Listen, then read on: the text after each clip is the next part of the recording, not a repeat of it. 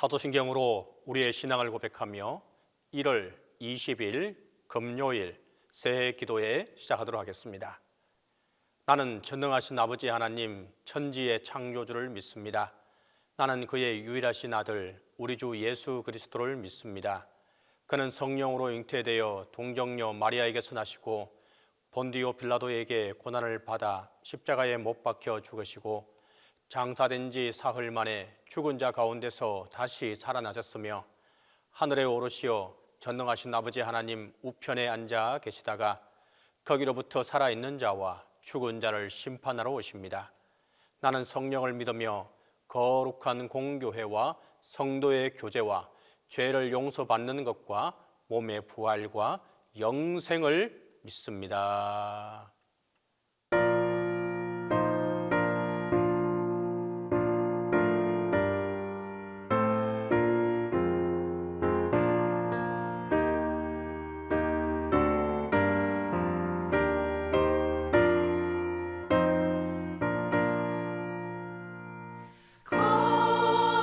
거룩한 주님께 예배를 드리세.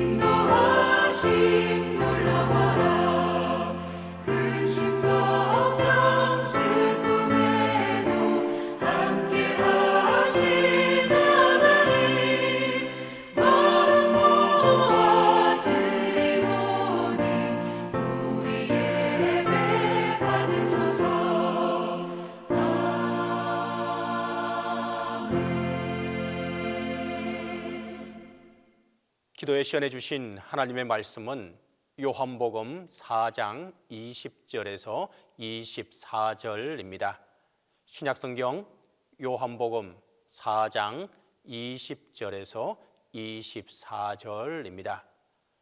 우리 조상들은 이 산에서 예배하였는데 당신들의 말은 예배할 곳이 예루살렘에 있다 하더이다.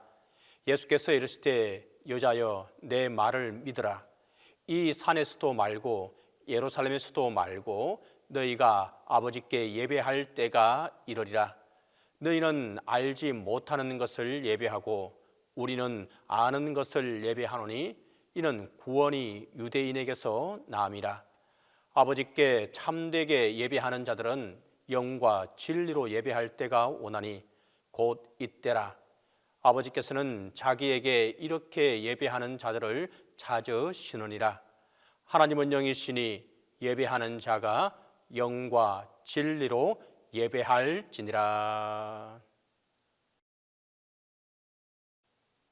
오늘 본문에서 사마리아 여인은 예수님과 대화하는 가운데 내가 보니 당신은 선지자로소이다 하면서 예수님에게 한 가지 질문을 하게 됩니다.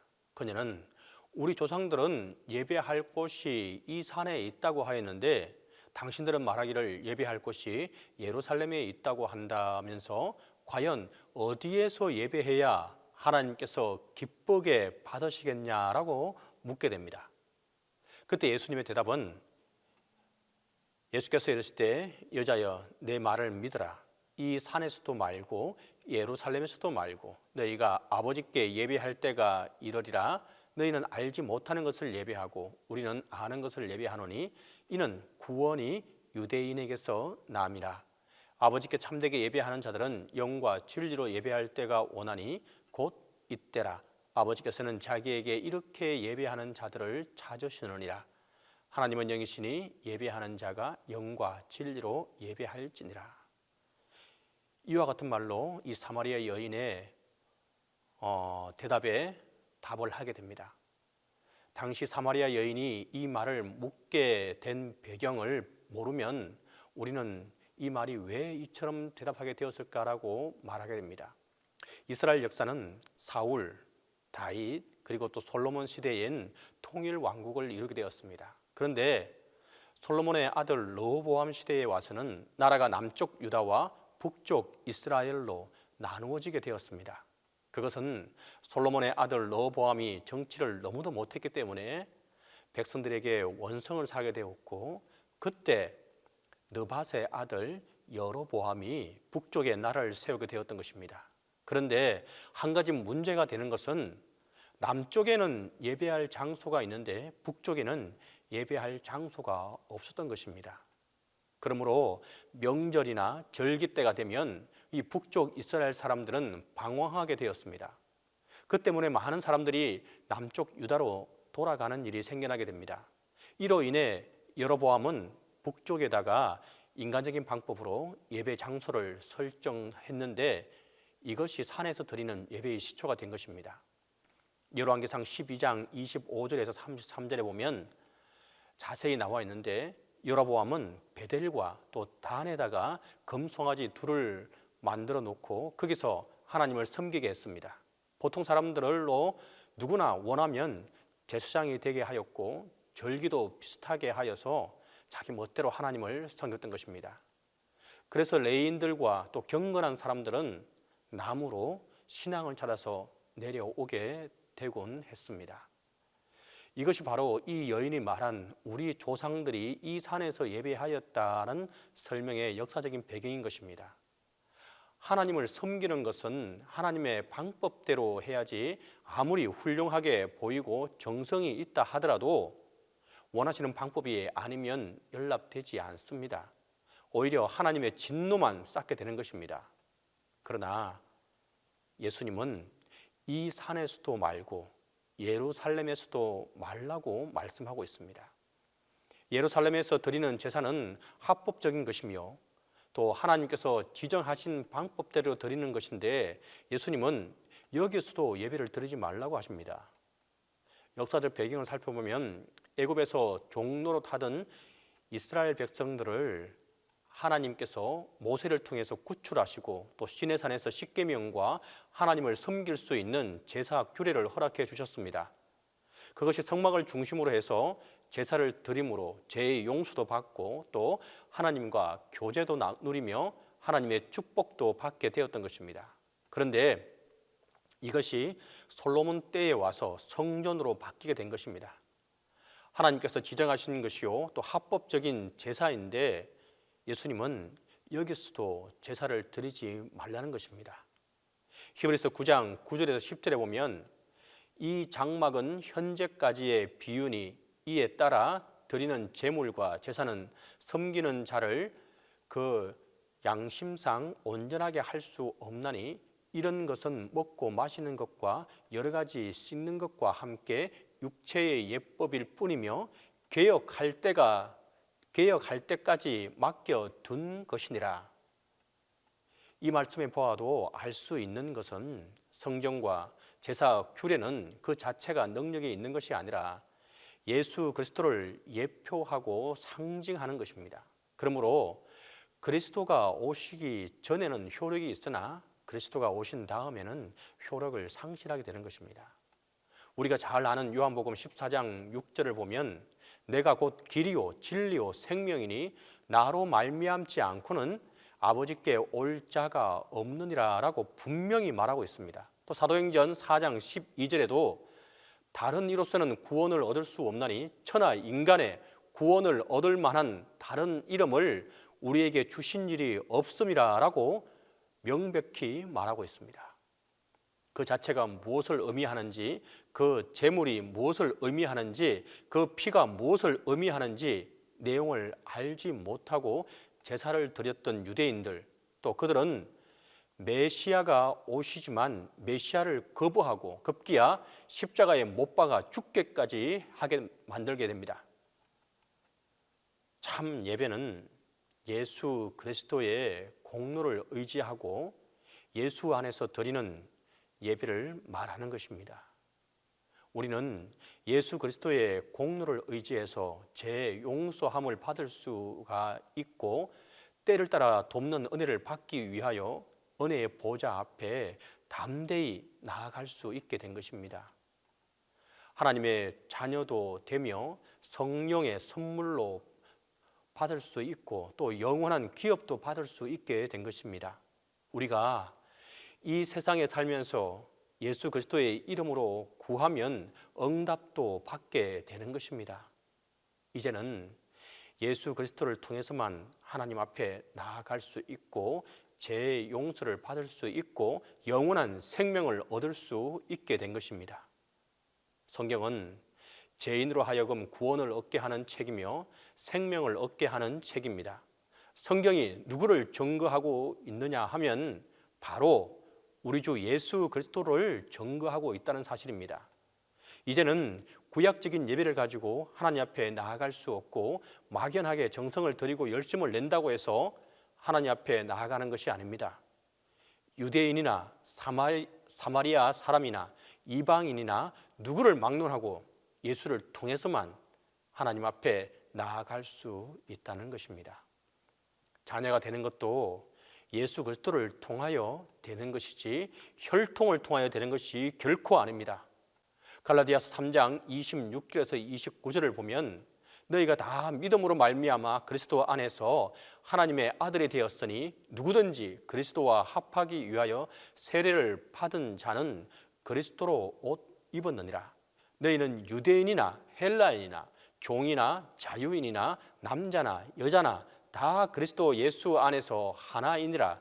너희가 그리스도의 것이며 곧 아브라함의 자손이요 약속대로 유업을 이을 자니라. 하나님의 자녀가 되는 것도 예수 그리스도에 의해서 믿음으로 되는 것이고 아브라함의 자손이 되고 하늘나라의 유업을 얻는 자가 되는 것도 예수 그리스도로 말미암아 되는 것입니다.